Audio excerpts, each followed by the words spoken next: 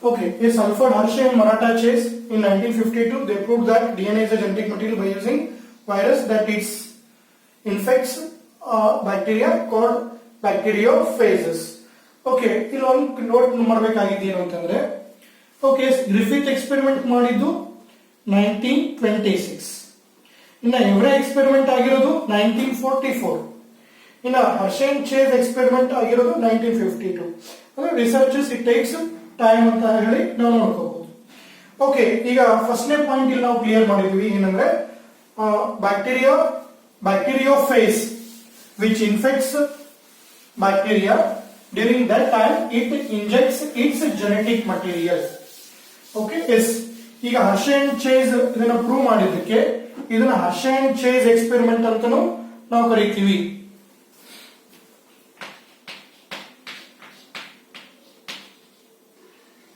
S, Hershey and chase.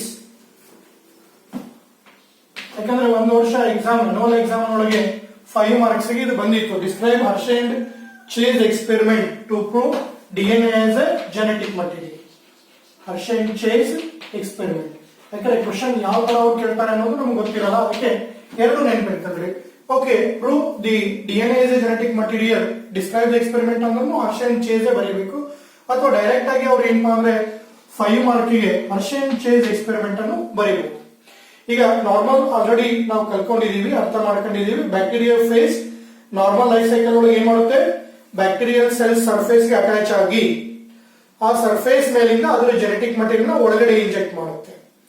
ಈಗ Hershey and chase ಏನ್ ಮಾಡ್ತಾರೆ ಅಂತಂದ್ರೆ ಅದು ಇಂಜೆಕ್ಟ್ ಮಾಡಿರೋದು DNA ಅಥವಾ ಪ್ರೋಟೀನ್ ಅದನ್ನ ಐಡೆಂಟಿಫೈ ಮಾಡಕ್ಕೆ.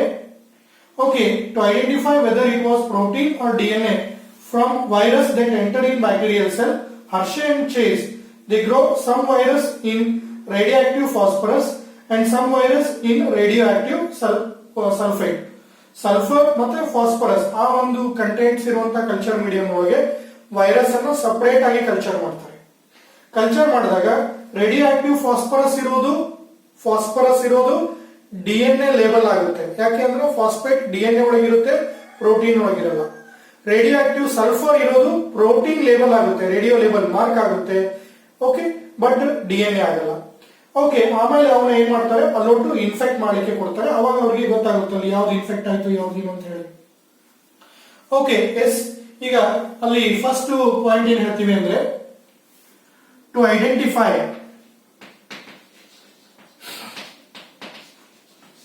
ಓಕೆ, ಎಸ್, ಫಸ್ಟ್ ಪಾಯಿಂಟ್ ನಾನು ಹೇಳ್ತಾ ಇರೋದು ಇಲ್ಲಿಂದ ನೀವು 5 ಮಾರ್ಕ್ಸ್ ಬರೀಬೇಕು. To identify whether it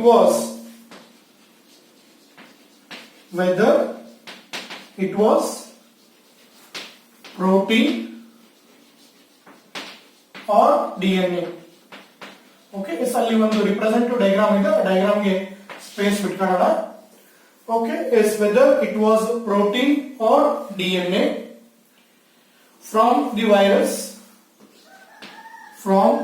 the virus entered in bacterial cell. Okay, ಅಂದ್ರೆ ಬ್ಯಾಕ್ಟೀರಿಯಲ್ ಸೆಲ್ ಒಳಗೆ ಯಾವ್ದು ಎಂಟರ್ ಆಗುತ್ತೆ ಅನ್ನೋದನ್ನ ಫೈಂಡ್ ಔಟ್ ಮಾಡ್ಕೊಳ್ಳಿಕ್ಕೆ ಅವ್ರು ಮಾಡ್ತಾರೆ. Okay, Hershey and chase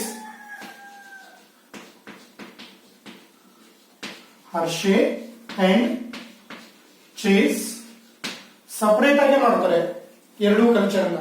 ಹರ್ಷೆ and Chase grew some viruses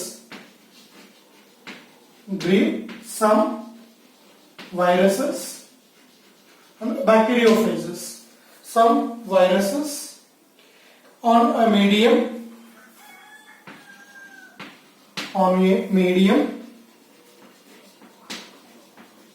contain radioactive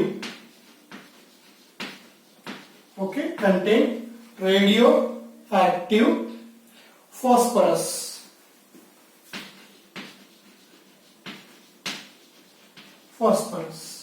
Okay, yes, radioactive phosphorus 32P ಅಂತ ಹೇಳ್ತೀವಲ್ಲಿ. ಇದು ಒಂದ್ಸಲ ನೀಟ್ ಒಳಗೆ ಬಂದಿತ್ತು. Okay, and some other viruses some other viruses in medium contain radioactive sulfur. ಒಂದಿಷ್ಟು virus ಅನ್ನ radio active phosphorus medium ಒಳಗೆ culture ಮಾಡ್ತಾರೆ, ಒಂದಿಷ್ಟು ವೈರಸ್ ಅನ್ನ ರೇಡಿಯೋ ಆಕ್ಟಿವ್ ಸಲ್ಫರ್ ಇದರೊಳಗೆ ಕಲ್ಚರ್ ಮಾಡ್ತಾರೆ. ಓಕೆ, ಎಸ್ ಇದು ಏನಪ್ಪಾ ಅಂದ್ರೆ 35S. ಇವು ಎರಡನ್ನೇ ನಿಮ್ಮ ನೀಟ್ ಎಕ್ಸಾಮ್ಸ್ ಒಳಗೆ ಕೇಳಿದ್ರು, 32P ಮತ್ತೆ 35S ಅನ್ನೋ ನಂಬರ್ಸ್ ಅನ್ನ. ಬೇರೆ ನಂಬರ್ಸ್ ಕೊಟ್ಟಿದ್ರು, ಯಾವ್ದು ಕರೆಕ್ಟ್ ಅಂತ ಕೇಳಿದ್ರು ಅಷ್ಟೇ. ಓಕೆ, ಈಗ ಕನ್ಕ್ಲೂಷನ್ ಬರೀತೀವಿ. ಏನು? Virus grown in radioactive sulfurous. Virus grown in radioactive phosphorus have radio labeled DNA. Grown in radioactive phosphorus media had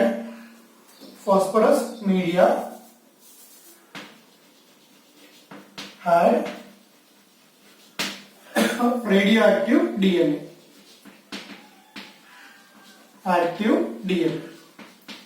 Okay, ನೋಡಿ, radioactive DNA ಎಲ್ಲಿ ಫಾಸ್ಫರಸ್ ಮೀಡಿಯಂ ಒಳಗೆ ಬಂದಿದ್ದು ರೇಡಿಯೋಆಕ್ಟಿವ್ DNA ಇರುತ್ತೆ.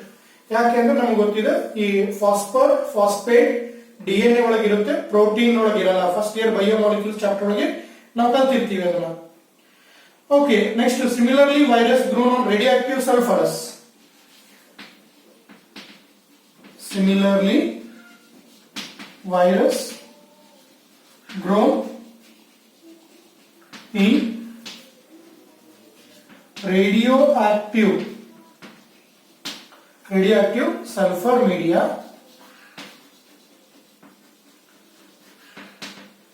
had radioactive protein. ಅಲ್ಲಿ ರೇಡಿಯೋಆಕ್ಟಿವ್ protein ಇರುತ್ತೆ. ಯಾಕೆಂದ್ರೆ sulphur ಏನಪ್ಪಾ ಅಂದ್ರೆ ಪ್ರೋಟೀನ್ ಒಳಗೆ ಮಾತ್ರ ಇರುತ್ತೆ, DNA ಒಳಗೆ ಇರಲ್ಲ.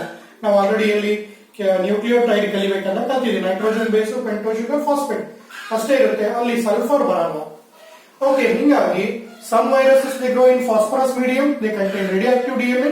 Some viruses grow in radioactive phosphorus ಇರೋದು ರೇಡಿಯೋಆಕ್ಟಿವ್ DNA ಇರುತ್ತೆ, ಸಲ್ಫರ್ ಇರೋದು ರೇಡಿಯೋಆಕ್ಟಿವ್ ಪ್ರೋಟೀನ್ ಇರುತ್ತೆ. ಇಲ್ಲಿ ರೇಡಿಯೋಆಕ್ಟಿವ್ ಪ್ರೋಟೀನ್ ಬರುತ್ತೆ, ಇಲ್ಲಿ ಸಲ್ಫರ್ ಮೀಡಿಯಾ ಒಳಗೆ. ಓಕೆ, ಇವಾಗ ಅವ್ರು ಏನ್ ಮಾಡ್ತಾರೆ ಅಂದ್ರೆ they allow to get infect the E. coli bacteria separately culture. Okay, ಇದಕ್ಕೆ ನಾನು ಆಗ್ಲೇ ಹೇಳ್ದಂಗೆ ಒಂದು ರಿಪ್ರೆಸೆಂಟೇಟಿವ್ ಡಯಾಗ್ರಾಮ್ಸ್ ಇರುತ್ತೆ, ಆರಾಮಾಗಿ ನೋಡ್ಕೋಬಹುದು. ಇಲ್ಲಿ ನಾವು 3 ವರ್ಡ್ ಹೇಳ್ತೀವಿ: ಇನ್ಫೆಕ್ಷನ್, ಬ್ಲೆಂಡಿಂಗ್, ಸೆಂಟ್ರಿಫಿಕೇಶನ್ ಅಂತ. ಓಕೆ, ಈ 3 ವರ್ಡ್ ಅನ್ನ ನೀವು ಕರೆಕ್ಟ್ ಆಗಿ ನೆನ್ಪಿಟ್ಕೊಂಡು ಆರಾಮಾಗಿ ಬರೀಬಹುದು.